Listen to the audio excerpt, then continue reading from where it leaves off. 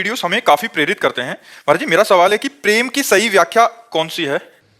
प्रतिक्षण वर्धमानम, प्रेम प्रतिक्षण वर्धमान रहता है। कामना रहितम, किंचन मात्र कामना नहीं रहती। सूक्ष्मतरम, वो बुद्धि के द्वारा समझा नहीं जा सकता। अत्यंत सूक्ष्म अनुभव स्वरूपम, वो स्वयं से अनुभव किया जा सकता है। तो जब हम भगवान का नाम जप करते हैं और पाप आचरणों का त्याग करते हैं और भगवान की लीला कथा सुनते हैं, भगवान के संतों से अनुराग करते हैं, तो हमारे हृदय में भगवान का प्रेम जागृत होता है।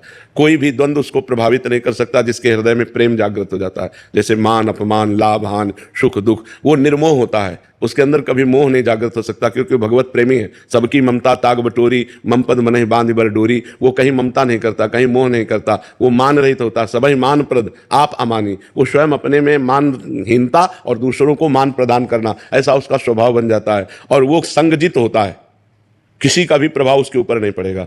कामिनी, नाना प्रकार की संपत्ति, नाना प्रकार की प्रशंसा, मान, प्रतिष्ठा, इसका कोई भी नहीं। जित संग दोषा होता है, उसके अंदर किसी भी दोष का प्रभाव नहीं जागृत हो सकता। जैसे भुने हुए चने को कितना भी आप खाद पानी लगा के बो दो, कभी जगेगा नहीं। ऐसे वो जिसके हृदय में प्रेम जागृत हो जाता है, वो विनिवृत्त कामा, समस्त कामनाएं उसकी शांत हो जाती हैं। कभी उसमें काम आदि दोष स्फुरित नहीं हो सकते। कोई भी द्वंद्व उसको प्रभावित नहीं कर सकता। सुख दुख में समान भाव रखता है। ऐसा महान सहनशील जो प्रेमी जन है, वही भगवान को अपने अधीन कर लेता है। तो प्रेम है सूक्ष्मतरम, अनुभव स्वरूपम, प्रतिक्षण वर्धमानम और कामना रहितम। कोई भी कामना नहीं रहती जिसके हृदय में, उसके हृदय में प्रेम जागृत होता है। समझ पा रहे हो?